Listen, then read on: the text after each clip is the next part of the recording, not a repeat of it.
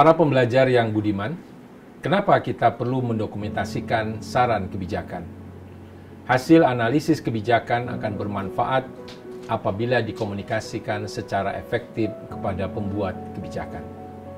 Salah satu bentuk komunikasi yang umum dilakukan adalah melalui pendokumentasian secara tertulis. Namun, untuk dapat menyampaikan saran kebijakan secara efektif, kemampuan menulis saja tidaklah cukup. Analis kebijakan harus dapat memahami kebutuhan dan karakteristik audiens atau pembuat kebijakan. Misalnya, memahami masalah publik apa yang sedang menjadi pemikiran para pembuat kebijakan. Cara penyajian data yang menjadi preferensi pembuat kebijakan, seperti data statistik serial atau data gambar, foto, atau data kisah sukses di tempat lain. Dokumen saran kebijakan dapat menjadi alat untuk berbagai tujuan dalam proses kebijakan.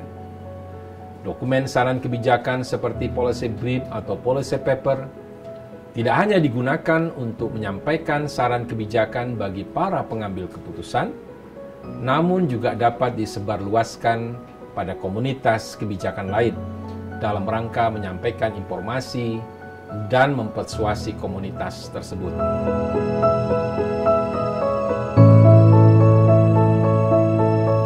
Menurut Laura Constant, policy brief adalah dokumen ringkas yang memaparkan alasan atau rasional pemilihan alternatif kebijakan tertentu yang ada pada tataran perdebatan kebijakan. Dengan kata lain, policy brief merupakan dokumen hasil analisis atau penelitian kebijakan yang berisi informasi esensial yang berfokus pada isu tertentu dan membutuhkan perhatian atau tengah menjadi perhatian pengambil kebijakan. Hasil analisis dapat berupa analisis stakeholders, analisis lingkungan strategis kebijakan, monitoring, evaluasi kebijakan, dan seterusnya. Di dalam policy brief, perlu dijelaskan urgensi dan bukti dari isu yang terkait.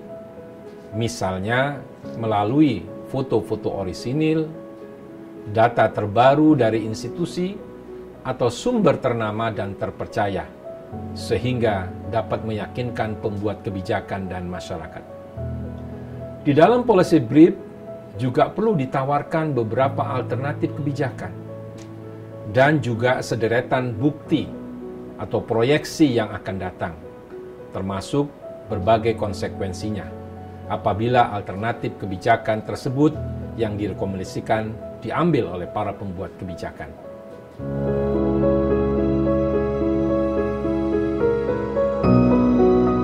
Salah satu kelebihan policy brief adalah mudah dibaca, karena dirancang secara spesifik untuk memenuhi kebutuhan informasi dari para pembuat kebijakan yang umumnya tidak memiliki waktu yang banyak, namun membutuhkannya untuk dapat mengambil kebijakan secara praktis dan secara cepat.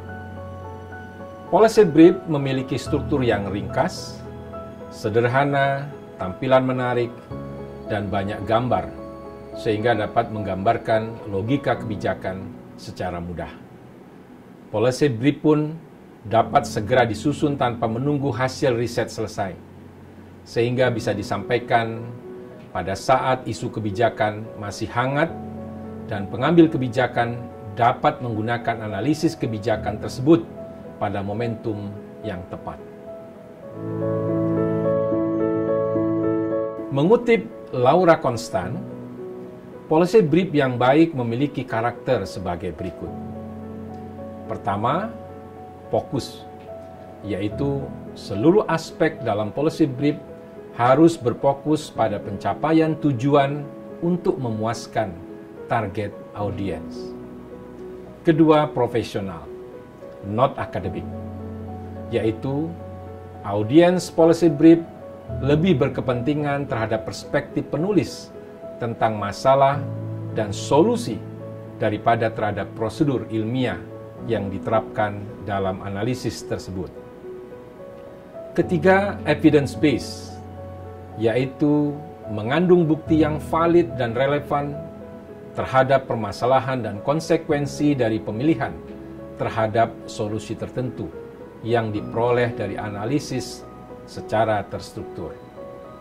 Yang keempat, limited, yaitu karena faktor ruang yang terbatas, policy brief harus difokuskan hanya pada satu masalah tertentu saja. Yang kelima, succinct, yaitu policy brief tidak memerlukan banyak halaman. Batasi tulisan kurang lebih 1.500 kata. Dengan jumlah halaman 2 sampai dengan 4 halaman atau maksimal 8 halaman. Yang keenam, understandable, yaitu policy brief harus mudah dipahami, baik dari segi kejelasan dan kesederhanaan bahasa, maupun dari penjelasan dan alasan yang dikembangkan di dalamnya.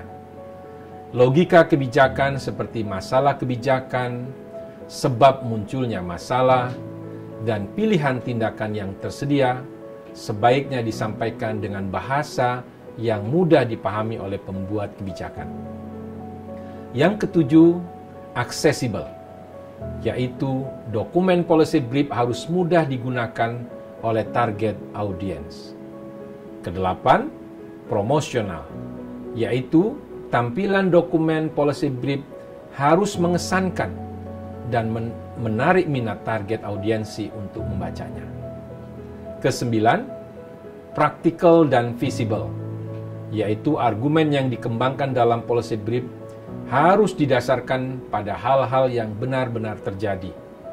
Selain itu, rekomendasi yang ditawarkan juga harus mudah diterapkan oleh target audience.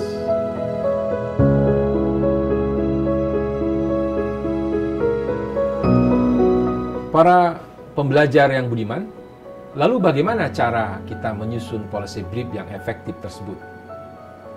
Ada beberapa tahapan yang harus kita pergunakan. Yang pertama, tuliskan latar belakang yang cukup sehingga pembaca dapat memahami konteks permasalahan dan substansi permasalahan secara tepat. Yang kedua, yakinkan pembaca bahwa masalah publik tersebut harus dapat diatasi. Ketiga, buatlah beberapa alternatif kebijakan yang dapat diusulkan kepada target audience. Keempat, sajikan bukti-bukti relevan untuk mendukung pilihan-pilihan kebijakan tersebut. Kelima, harus bersifat persuasi agar pembaca bersemangat dalam mengambil dan menetapkan kebijakan tersebut.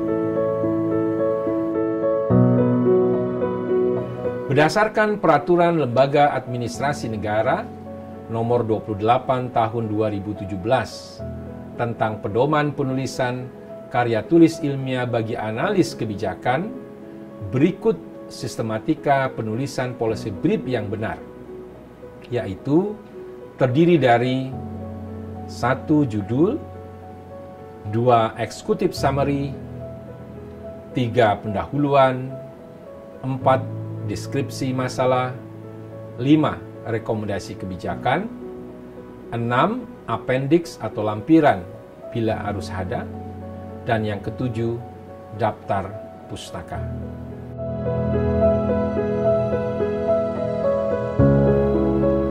Para pembelajar yang budiman, bagaimana agar policy brief bisa berdampak kepada pembuat kebijakan dan juga kepada masyarakat?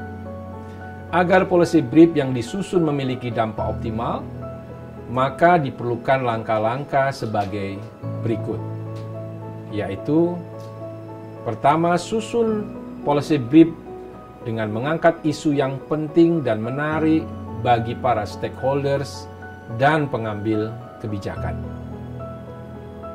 Kedua, berikan rekomendasi dan solusi yang meyakinkan bagi para pengambil kebijakan. Ketiga, bagikan policy brief dalam acara-acara yang berkaitan dengan topik yang diangkat. Misalnya saja, pada acara seminar, konferensi, saresehan, workshop, dan beberapa diskusi lainnya. Keempat, tampilkan atau unggah policy brief di website institusi dan juga knowledge management. Peran internet, khususnya media sosial, tidak dapat dipandang sebelah mata pada saat ini.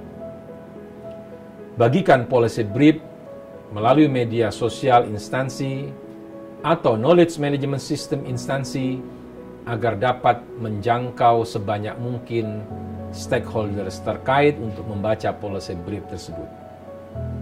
Kelima, apabila diperlukan, sampaikan langsung kepada para pengambil kebijakan yang ditargetkan di dalam policy brief tersebut.